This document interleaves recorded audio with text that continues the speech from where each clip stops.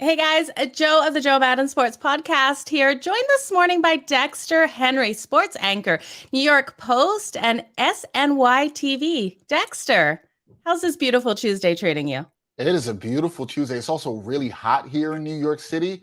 I feel like we had no spring, Joe. We went straight into summer, but I like the warm weather. So it's good. It's a beautiful day. I'm doing well. Excited to enjoy it and be back here talking sports with you. Yeah, so happy to have you back on here, Dexter. Wow, the NBA finals championships are not going to disappoint here. We've got the Boston Celtics, the Golden State Warriors. We have Golden State. Everyone seems to be believing that they're going to take this and take it easy. What are your thoughts on the championships here? Well, I'll say this, Joe. I do not think that it will be easy. Okay. I don't think it'll be easy for people who think that, although they are the overwhelmingly betting favorites here. You can get this Golden State, I was about to say Celtics, Golden State to win the series, seen anywhere from minus 155 to minus 160. But again, I don't think it'll be easy. I think this is a fantastic matchup. And I think a lot of it is going to come down to the X factors in the series. X factor for Golden State is, for me, in my eyes, how well can Klay Thompson play?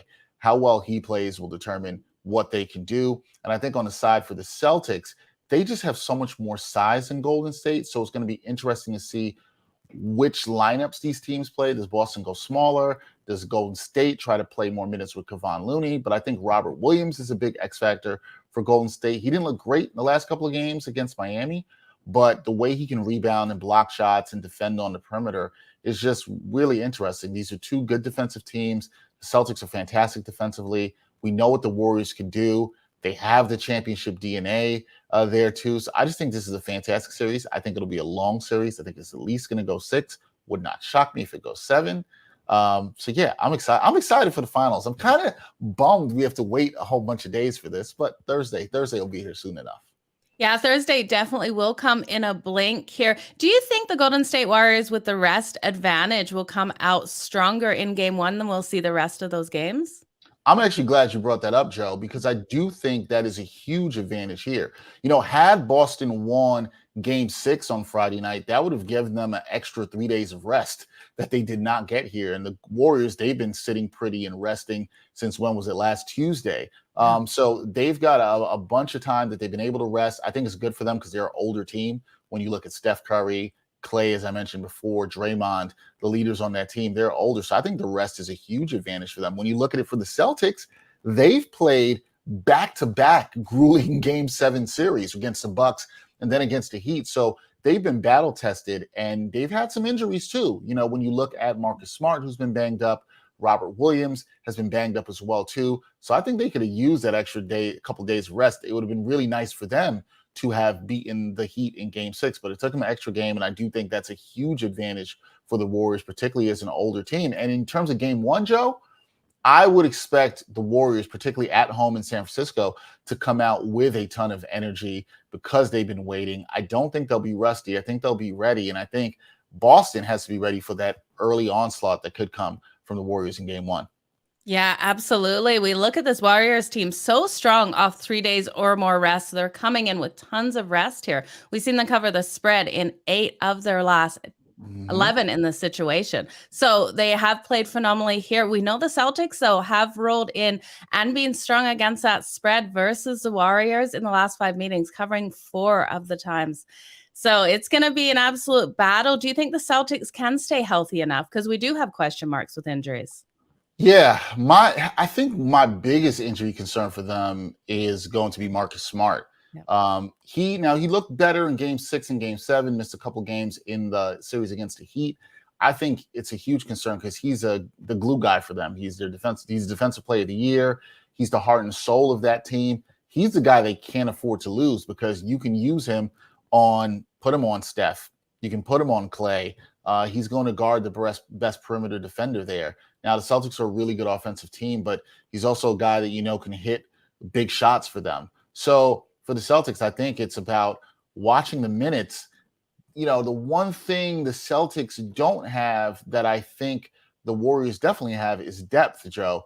The Warriors are a deeper team. Steve Kerr shown more of a willingness to go deeper into his bench. Now, does he do that here in the finals? That's interesting. But The Warriors potentially could be getting Gary Payton the second back. That's also huge for them defensively. So for the Celtics, I think they're going to have to manage minutes, but this is go time now, right? Like this is the Yeah. time all hands are on deck. This is the finals. So it wouldn't shock me if you see large minutes for Jason Tatum, large minutes for Jaylen Brown, but it's how much can you push those guys, because the Celtics have only been going 7 or 8 deep. And as we know, the more guys play, the more susceptible they are to injury. So it's a matter of Ime Udoka managing those minutes. And what would have helped, like I said before, is had they got a little bit of rest, that might have helped. Yeah, they needed to definitely close out that Heat game sooner than they did with that series. So, disadvantage here for the Celtics, definitely coming in with that lack of rest. But this should be a great series between these two. Any thoughts on who you think takes it all? Yeah, in terms of betting, I mean, look, it's great value if you can throw some money down on the Celtics. If you really believe in what the Celtics did and this run that they're on, and maybe that there's somewhat of a team of destiny. And I don't even like calling them that because it's a little bit disrespectful. But you got to look at, I think it was in the middle of January, this team was 11th in the Eastern Conference, and then they turned it all around. So I think those guys are confident. But if you're asking me, what I would do, how I'd pick it, Joe, I'm going with the Warriors here. I think Warriors in 6. I think those guys have championship mettle. I think you saw this after the Western Conference Finals victory over Dallas. You could see the appreciation from Steph and Clay and Draymond about getting back to this stage again. And I think they know this is a major opportunity. And I don't think they're going to let this pass them by. So I think they're going to be focused on capturing it. And I think the Warriors are able to take this. I can see the series even going 7. I can really see the Celtics pushing them. But I think the Warriors, just with their championship medal, toughness, and just the fact that they know this is an aging group, and this might, who knows, this could be their last chance here at the mountaintop again and a chance to get another championship. I think they get it done here in the finals against Boston. Absolutely. Do you expect any blowouts during this series? We saw so many in the last couple of rounds. Yeah, no, that's a good question. And we did, which has been so unpredictable in terms of betting for this NBA playoff season, right? Particularly in the Western and Eastern Conference Finals. I say yes. You know where I think there could be a blowout and where there's a chance for you to get some good value if you jump on the line right now? I think it's game 1. And I think in the favor of the Warriors, because of what we talked about, Joe, with the rest of the Warriors, their guys have been rested. The crowd is going to be pumped up. The line right now is 3.5 favoring the Warriors. But I definitely think if you're looking in terms of a blowout, maybe you're looking at one of those line ranges where you can get a win between 13 and 17 points, maybe even higher than that. You want to throw some money down on that. I think that's not a bad play for you at all whatsoever. So if you're looking for a blowout, game 1 wouldn't shock me at all whatsoever, because I think the Celtics are going to try to be feeling them out. They have to adjust to the Warriors, cut and react offense as well too. And, teams are feeling each other out. But when one team has had the rest and the home court advantage, I think it's primed for a Warriors blowout. Wouldn't shock me at all there. Okay, extended line there. I love it, Dexter. Let's talk about your New York Rangers. They pulled off the win last night. How excited was New York? Man, New York is pumped and shocked at the same time with the Rangers, right? It's been a roller coaster ride, as one person told me yesterday about the Rangers. When you look at this team and they've won 5 straight games when facing elimination, that is crazy. As a Ranger fan, it's going to give you a heart attack. I think as a hockey fan, you have to have loved what you've seen for them throughout this playoffs.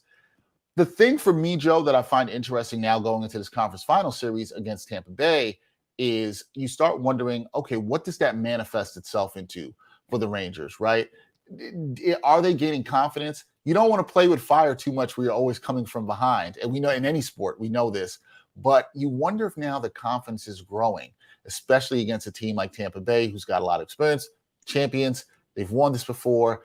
Do the Rangers now have the confidence and think that they can win any kind of game because they've come back with their backs against the walls 5 times now in a row? And then last night's performance against Carolina, so impressive. I don't think any Ranger fan would have thought that they would have beat them down in such fashion in their building where they hadn't lost a game at all through this 2022 playoffs. So New York is pumped about the Rangers right now. And it's still baseball season's going on, but people are pumped about the blue shirts for sure.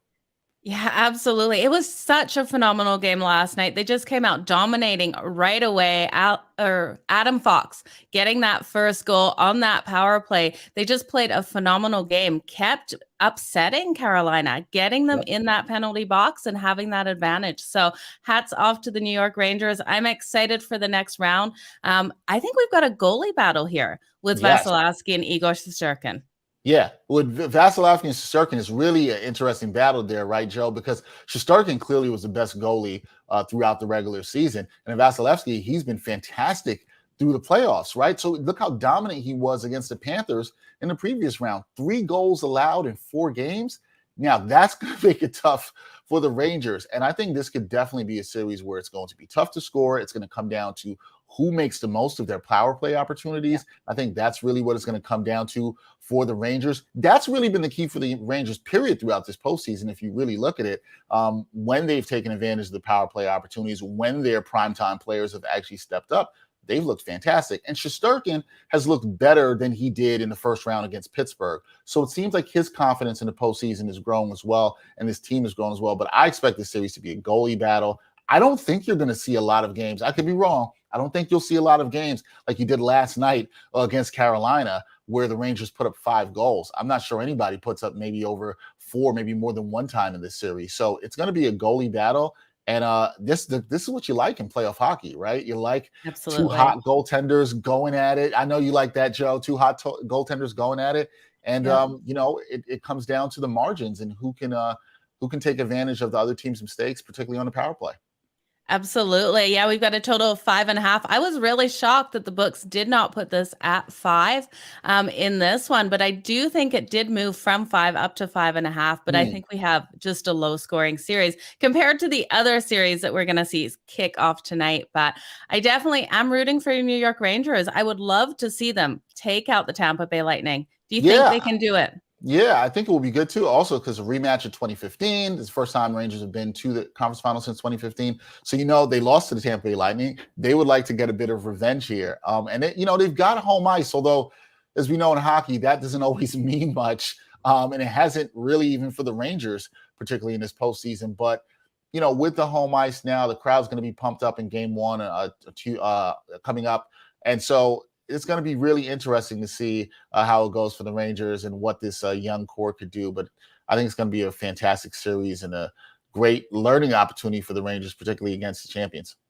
Yeah, absolutely. It's going to be a lot of fun. So, you guys, that kicks off tomorrow night. I can't wait. Um, let's talk about baseball. So, we've got some Yeah. things going on in baseball. We know the Giants manager has been protesting the national anthem, but we saw him come out yesterday. What are your thoughts on this? Yeah, so my thoughts on this was obviously I think what happened with the Uvalde shootings, mass shooting that occurred last week at the school was obviously a horrible tragedy. And there's been a lot of talk here in this country in America about gun laws and gun control and around that. And I completely understand Gabe Kapler's decision to not come out for the national anthem. And I think in some ways I think this was Saturday. I'm trying to get my days correct. Saturday, it was Friday night. Tony La Russa, White Sox manager, came out and talked about how he didn't necessarily agree with Kapler on that and what he did, and said, he thought it was a little bit disrespectful to veterans, although he respected Gabe Kapler. And I think that one of the things that happens is when we've seen these protests here in America around the anthem, one of the things that's kind of annoyed me is that people tend to then twist what the meaning of the protest is. And Gabe Kapler was clear in a blog post and talking about why he was protesting. He didn't feel that, coming out for the anthem in a country representing the land of the free and the home of the brave, he didn't feel it represented those values, and this is why he would not come out for it. And I completely understand where he's coming from on that. But I think when people make it about, it's about veterans or it's disrespectful to veterans, and we just had Memorial Day here in this country, I don't think that's it. And I don't think you're listening and hearing to why people are protesting. The anthem and flag can represent different things to different people. I said this in a video the other day that for a lot of veterans in this country, even among that group, it can be different for them. And even like black veterans in America, there was a time where black veterans served, and they had to come home, and it wasn't the land of the free and the home of the brave to them. So they may have very different feelings towards the anthem. And I just think, props to Gabe Kapler for standing up and saying that this doesn't represent the values and ideals that this country says he has, and making a stand against it. And look, other managers have come out, Joe, and supported Gabe Kapler. And Absolutely. so, I just think Tony La Russa was diluting the message a little bit. But I also will say, I think Gabe Kapler, understanding that he wanted to show respect to those servicemen and servicewomen yesterday, and stopped his protest for a day to do that, was a nice compromise and nice Absolutely. touch. And I didn't have a problem with that either. I don't think that dilutes his protest, because there's been some people saying, oh, well, he stopped. And no, I think you can do both things. And I liked what he did there. And I think that was his way of trying to show people that this isn't about that. And I hope Absolutely. people get that point. So kudos to Gabe Kapler. Yeah, I agree with you here. It was a good gesture that he did come out in support of Memorial Day Yeah. onto the field for that. So, yeah, it's sad times. I'm sorry for everyone with that shooting. I still cannot get my head wrapped around that. So I don't know where changes need to come. I have no answers. I wish I did. And I'm sure you I do wish too. we did have the answers, but Yeah. I'll say there definitely needs to be some policy changes, but that's on the politicians, and that has to start there, and people demanding for that. That's where it's going to start. Okay, Dexter, I have to ask you, anything happening with your New York Knicks? Oh, well, hopefully that they do well in the draft and get some players that they think they can get. They have number 11 pick right now. And what I'm hearing from people that I've talked to around the Knicks is that, look, they're looking at all possibilities. Yeah, even trading up, which I think would be a fantastic move. If they can target somebody I think they really want. Jaden Ivey is a guy who I think is out there for them, who could be a fantastic target at point guard. But if they stay at 11, I personally like Dyson Daniels. I think he can be really good for them. And look, I think if you're a Knicks fan, there's been a lot of talk about, should they get a point guard? Should they do this? Should they do that? Look, at this point as the Knicks, they need to go get themselves the best talent that's available. If you think the guy's out there who can come in, who can help your team, who can work, even if it's not a point guard, go get that guy. I think the rest of it takes itself later. I think there's an international prospect from Serbia, Jovic, who I've been looking at a lot of his tape recently, who I think is really good. I don't know how much the Knicks are kicking the tires on him, but I like what I see out of him. Go get yourself the best prospect available. But that's going to be the big key, I think, for the offseason. First thing is the draft for them. And then if they don't address point guard through there, what else can they do? But, Knicks don't have that much flexibility. You'll hear a lot of rumors about Jalen Brunson. I don't know how serious that is. So we'll see what happens with the New York Knicks in the summer of 2022. Definitely should be an exciting summer for you guys. I really do hope you trade up as well. I could see that happening. Dexter, I want to thank you so much for joining me today on the Joe Madden Sports Podcast. Can you remind everyone where to find you? Yeah, everybody could find me at DHenryTV across social media platforms, and watch me on SNY.TV and NewYorkPost.com or the New York Post YouTube channel each weekend, giving you updates and videos and everything around news. And also check me out on the NBA Exchange. That's my NBA show that comes to you Monday, Wednesday, and Friday. Tomorrow we will be doing a NBA Finals preview, so we'll have a lot to break down with my friend Gerard Hector. That should be a fun one. Awesome. What time does that show kick off, Dexter? That will be 11 a.m. tomorrow on the YouTube channel Backpack Broadcasting. So check that out. I tweeted out. Joe always does a great job of retweeting and sharing too. So I appreciate that. And Joe, thank you again for having me. It's always fun to talk with you. I feel like we're going to do this a lot more. So I always enjoy coming on the show. Absolutely. Absolute pleasure to have you here. I'll have you anytime. You guys, I'll be back later with another Joe Madden Sports Podcast. Make sure you go give Dexter a follow. Thanks, Dexter. Thank you.